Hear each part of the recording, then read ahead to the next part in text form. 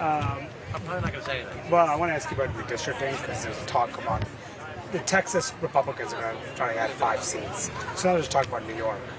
Democrats fighting back in New York. Do you think that's a good idea for New York Democrats? Probably not. I'll have to wait and see what happens. But the reality is that Democrats are going to face a big challenge come 2030. When the census is done in 2030, we're going to lose seats in New York, we're going to lose seats in California, we're going to lose seats in Illinois, we're going to lose seats in Michigan, we're going to lose seats in a lot of Democratic states. And the idea of the blue wall is no longer going to exist.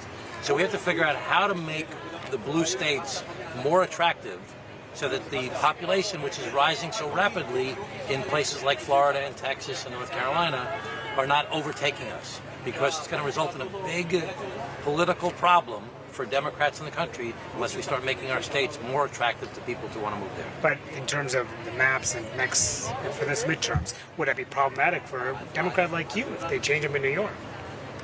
I don't see that happening, but I'm not privy to the insider conversations. But do you think they should wait, not do that before 2026, change the maps in New York? Well, traditionally people do this every 10 years after the census, so that seems like the normal thing to me. But I'm not aware of any efforts to try and do it right now.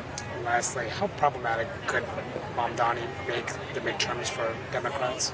Well, I want to make it very clear that I'm a democratic capitalist. I'm not a democratic socialist. And I think that Mamdani's philosophy of raising taxes, which would make New York City less attractive than it is right now. People are leaving New York and going to Florida and Texas. Why? Because the taxes are lower.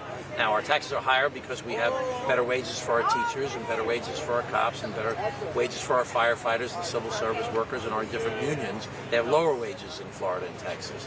We have a lower rate of uninsured children, a lower rate of uninsured adults, some of the lowest in the nation. Texas and Florida have some of the highest rates of uninsured children, uninsured adults.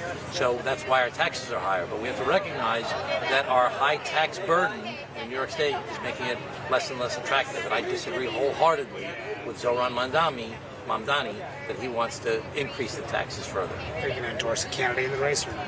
I haven't decided yet. Thanks. Could you consider going to the